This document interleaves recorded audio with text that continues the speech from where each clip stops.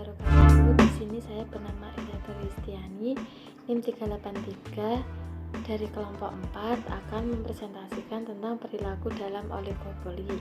Yang pertama yaitu kerjasama dan kecurangan.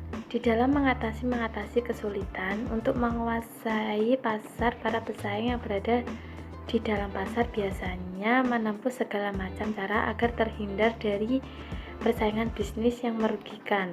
Untuk itu, agar mereka dapat terus bertahan di dalam pasar, para pesaing tersebut melakukan kolusi atau kerjasama yang dapat bertahan lama dan solid sehingga berjalan sangat efektif di antara mereka, dapat menyebabkan mereka makin mirip dengan pasar monopoli. Keberhasilan kerjasama dapat pula menggoda anggota kelompok untuk melakukan kecurangan dan merusak kolusi. Hal ini terjadi karena kolusi perusahaan mempertahankan harga tinggi. Yang kedua adalah peningkatan kerjasama. Merupakan suatu proses yang dilakukan oleh individu atau sekelompok individu untuk menjalin hubungan bertujuan untuk mencapai suatu keinginan, baik untuk kepentingan sendiri maupun kepentingan bersama.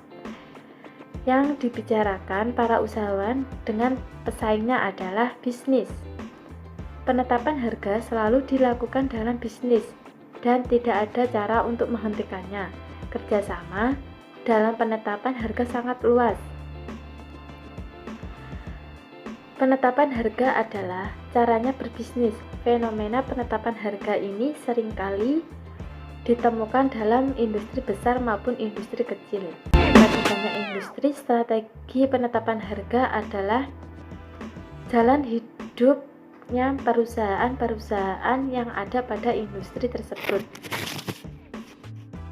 Saya Putri Dia Anggraini, NIM 12402183381. Di sini saya akan menyampaikan materi poin yang selanjutnya, yaitu mengenai macam-macam kolusi dan juga kartel.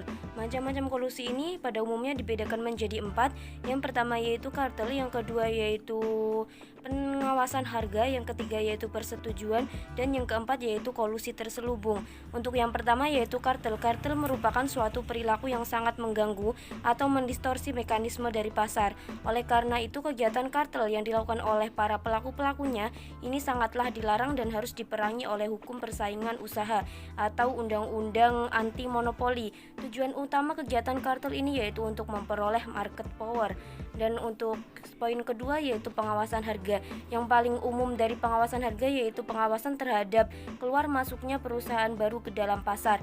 Dan untuk poin ketiga yaitu persetujuan, yaitu merupakan persetujuan penetapan harga antar perusahaan yang ada di dalam pasar dengan tujuan untuk memperoleh atau menjaga stabilitas harga yang ada di dalam pasar, standarisasi dan menjaga kontraksi yang teratur, dan untuk mengurangi dari ketidakpastian. Dan untuk poin yang keempat yaitu kolusi terselubung. Ini merupakan di mana para pelaku oligopoli ini memiliki keinginan yang sama dalam persamaan penetapan harga maupun penetapan biaya produksi, sehingga dalam hal ini akan menyebabkan para pelaku oligopoli ini merasa bahwa mereka adalah para pelaku monopoli secara bersama. Dan untuk poin selanjutnya yaitu kartel. Kartel adalah salah satu bentuk perilaku kolusi formal yang dijalankan oleh para pesaing yang terdapat di dalam pasar. Insentif utama para anggota persekutuan ini menggabungkan diri ke dalam organisasi kartel yaitu terletak pada kemampuan kartel untuk membatasi output, sehingga masing-masing sekutu di dalam organisasi kartel ini bisa dengan mudah untuk memperoleh keuntungan. Dan di samping itu juga organisasi kartel ini mengusahakan untuk setiap anggota dari kartel ini untuk memperoleh keuntungan secara bersama atau biasa disebut dengan joint profit maximization.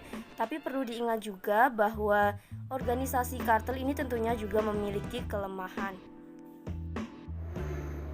Assalamualaikum warahmatullahi wabarakatuh. Saya Muhammad Maftuhul Arzak, NIM 398. Setelah sebelumnya tadi sudah dijelaskan mengenai salah satu bentuk kolusi yaitu kartel, sekarang saya akan menjelaskan tentang kolusi terselubung dan kepemimpinan harga. Nah, para pelaku oligopoli akan memiliki keinginan yang sama dalam persamaan penetapan harga produk serta biaya produksi, sehingga hal ini menyebabkan para pelaku oligopoli akan merasa bahwa mereka sebagai pelaku monopoli bersama. Dalam hal ini, para oligopoli akan saling mengikat kontrak dan memperluas organisasi serta pengawasan. Nah, suatu bentuk kolusi terselubung menggambarkan di mana suatu perusahaan dalam suatu industri tertentu memimpin dalam menaik turunkan harga, biasanya menggunakan strategi kepemimpinan harga, di mana para perusahaan hidup berdampingan dan mendukung serta menyetujui ketentuan harga atau harga yang telah ditetapkan oleh pemimpin perusahaan dalam oligopoli. Dalam pasar oligopoli sendiri, kepemimpinan harga biasanya dibagi menjadi 3, yaitu yang pertama, pemimpin pasar merupakan perusahaan yang memiliki ongkos terendah. Kedua, pemimpin pasar merupakan perusahaan dominan. Yang ketiga, yaitu pemimpin pasar yang bersifat barometrik. Nah, itu tadi tentang kolusi terselubung dan juga kepemimpinan harga. Selanjutnya yaitu mengenai kondisi biaya dan permintaan maya. Nah, bila biaya produksi masing-masing pelaku oligopoli berbeda, maka kesepakatan mengenai harga penjualan akan menjadi sulit. Hal ini dikarenakan karena biaya produksi akan sangat mempengaruhi harga yang dihasilkan ataupun harga produk. Kemudian perbedaan dalam permintaan juga terjadi bila kurva permintaan berbeda antara perusahaan yang satu dan juga yang lain, sehingga harga yang diinginkan ataupun harga produk akan berbeda walaupun biaya produksinya sama. Akan tetapi nanti akhirnya harga produk akan berbeda. Jadi perbedaan biaya produksi dan juga jumlah permintaan mengakibatkan tidak stabilnya penetapan harga oligopoli.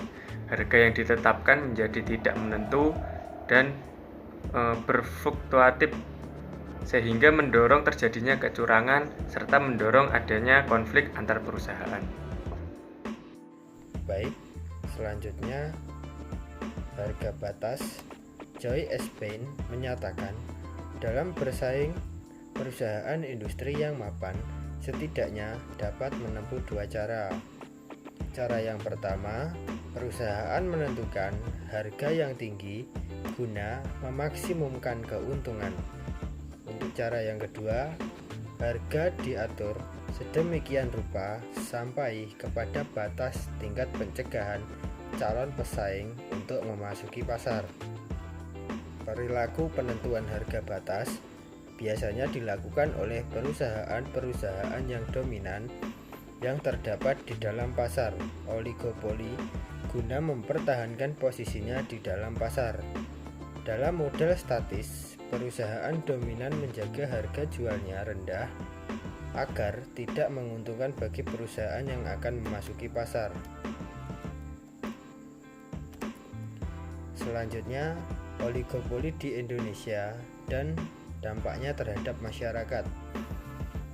Di Indonesia sendiri, pasar oligopoli dapat kita temui pada industri penjualan produk tertentu. Misalnya, produk otomotif seperti mobil, termasuk dalam contoh pasar oligopoli karena hanya ada beberapa penjual saja, barangnya homogen, serta harganya dalam kisaran yang relatif sama, tergantung pada kualitas dan spesifikasinya. Dampak dari pasar oligopoli yaitu bagi persaingan usaha maupun bagi konsumen. Dampak tersebut antara lain, pesaing baru akan sulit untuk masuk ke dalam pasar tersebut dikarenakan biasanya industri yang terbentuk dari pasar oligopoli ini membutuhkan padat modal serta keahlian tertentu, di mana Di dalam proses produksinya baru akan tercapai tingkat efisiensi jika diproduksi dalam skala besar. Oleh karenanya, hanya sedikit produsen yang beroperasi di pasar. Akibatnya adalah sangat mungkin terjadi produsen yang ada tersebut akan saling mempengaruhi dan bekerja sama untuk menentukan harga pasar, menentukan angka produksi barang dan jasa yang kemudian dapat mempengaruhi produsen lainnya, baik yang sudah ada maupun yang masih di luar pasar.